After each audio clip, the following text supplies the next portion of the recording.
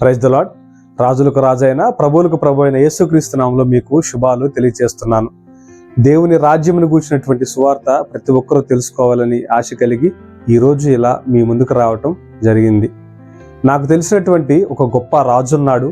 ఆయనకి ఒక రాజ్యం ఉన్నది. ఆ రాజ్య భారం అంతా కూడా ఆ రాజు భుజముల మీద మోపబడి ఉంది. ఆ రాజ్యంలో ప్రజల్ని ఎలా పరిపాలించాలని, ఆ రాజ్యంలో ప్రజల్ని ఎలా సంరక్షించాలని ఆ భారమంతా కూడా ఆ రాజు యొక్క భుజముల మీద మోపబడి ఉంది. అలాగే ఆ రాజ్యంలో ఉన్న అన్నిటి మీద సమస్త అధికారము ఆ రాజుకి ఇవ్వబడి ఉన్నది. ఆ అధికారం గురించి నేను ఆలోచన చేసినప్పుడు మరి ఆ అధికారం కంటే ఇంకా గొప్ప అధికారము ఏమైనా ఉన్నదా అని నేను తెలుసుకోవాలనుకున్నాను. అప్పుడు నేను ఆలోచన చేస్తే ఆకాశం అందైనను భూమి అందైనను ఆ అధికారమును మించిన అధికారము లేదు. అంత గొప్ప అధికారము ఆ రాజుకి ఇవ్వబడి ఉన్నది. అలాగే మరి ఆ రాజు ఆ రాజ్యాన్ని ఎలా స్థిరపరిచాడు అని నేను ఆలోచన చేసినప్పుడు నీతి న్యాయములు అనే ఒక పునాది మీద ఆ రాజు ఆ రాజ్యాన్ని కట్టడం జరిగింది. నీతి న్యాయముల్ని ఆధారం చేసుకొని ఆ రాజు ఆ రాజ్యాన్ని పరిపాలన చేస్తూ ఉంటాడు. అంత గొప్ప ఆ రాజు అన్నమాట ఆయన. అందుకనే ఆ రాజ్యంలో ఉన్న ప్రజలందరూ కూడా ఆయన్ని ఎంతగానో ఘనపరుస్తూ ఉంటారు. ఆ రాజ్యాన్ని ఎంతగానో మహిమపరుస్తూ ఉంటారు. ఆ రాజు ఎవరో కాదు, మన ప్రభు అయిన యేసుక్రీస్తు. ఆ రాజ్యము పరలోక రాజ్యం అన్నమాట. అంత గొప్ప అధికారం కలిగినటువంటి ఆ రాజే నరునుగా ఈ భూమి మీదకి వచ్చి ప్రపంచానికి ఇచ్చిన మొట్టమొదటి స్టేట్మెంట్ ఏంటో తెలుసా? కాలము సంపూర్ణమై ఉన్నది, పరలోక రాజ్యము సమీపించి ఉన్నది, మారు మనసు పొంది మీరు సువార్త నమ్మండి అని చెప్పి ప్రపంచానికి ఆయన ఇచ్చినటువంటి మొట్టమొదట స్టేట్మెంట్ అన్నమాట.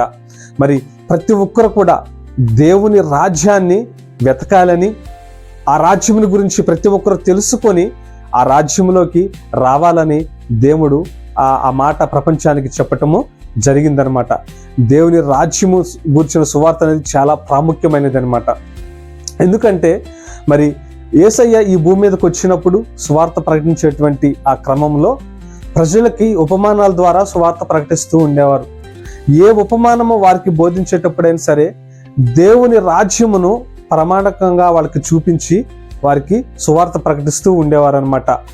దేవుని రాజ్యము గురించిన సువార్త అంత ప్రాముఖ్యమైనది కాబట్టి ప్రతి విషయంలో దేవుడు వారికి దేవుని రాజ్యాన్ని చూపించే సువార్త ప్రకటిస్తూ ఉండేవాడు. దేవుడు మనకు చెప్తున్నటువంటి ప్రాముఖ్యమైన మాట, మొదట నా రాజ్యాన్ని నా నీతిని మీరు వెతకండి, అప్పుడు మీకు అన్ని అనుగ్రహించబడతాయి అని చెప్తున్నాడు. ఎందుకు దేవుడు ఆ మాట చెప్పాడో తెలుసా? మరి ఈ భూమి మీద ఉన్నటువంటి మనుషులమైనటువంటి మనము ఎల్లప్పుడూ మన శరీర సంబంధమైనటువంటి విషయముల గురించి ఆలోచన చేస్తాం.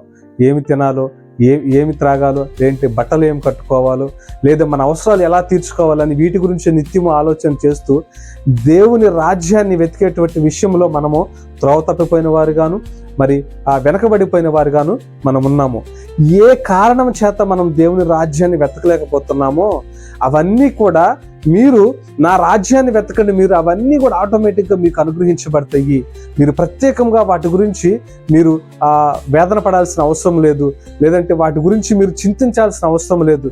నా రాజ్యాన్ని నా నీతిని మీరు మొదట వెతకండి, అవన్నీ కూడా మీకు సమకూర్చబడతాయి, అనుగ్రహించబడతాయి అని చెప్పేసి అని గొప్ప మాట దేవుడు మనకి చెప్తున్నాడు అనమాట.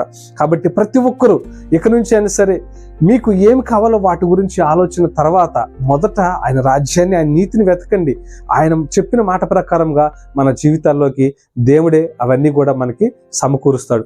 కాబట్టి ప్రతి ఒక్కరూ ఆయన రాజ్యాన్ని ఆయన నీతిని వెతకాలి అన్న ఈ మాటని మీకు జ్ఞాపకం చేస్తూ నేను నా మాటలు ముగిస్తున్నాను.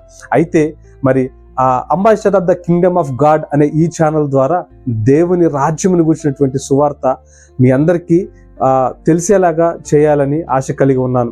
కాబట్టి దేవుని రాజ్యం గురించినటువంటి మరెన్నో గొప్ప సంగతులు మీతో పంచుకోవాలని ఆశ కలిగి ఉన్నాను. మరి ఎవరైనా సరే దేవుని రాజ్యమును గురించినటువంటి గొప్ప సంగతులను తెలుసుకోవాలని కానీ ఆశ కలిగి ఉంటే ఈ ఛానల్ని ఫాలో అవ్వాలని మిమ్మల్ని కోరుకుంటూ నా మాటలు నేను ముగిస్తున్నాను. ప్రభు అయిన యేసుక్రీస్తు నామములో మీకు ఎల్లప్పుడూ కృపా సమాధానము కలుగునుగాక. ఆమేన్.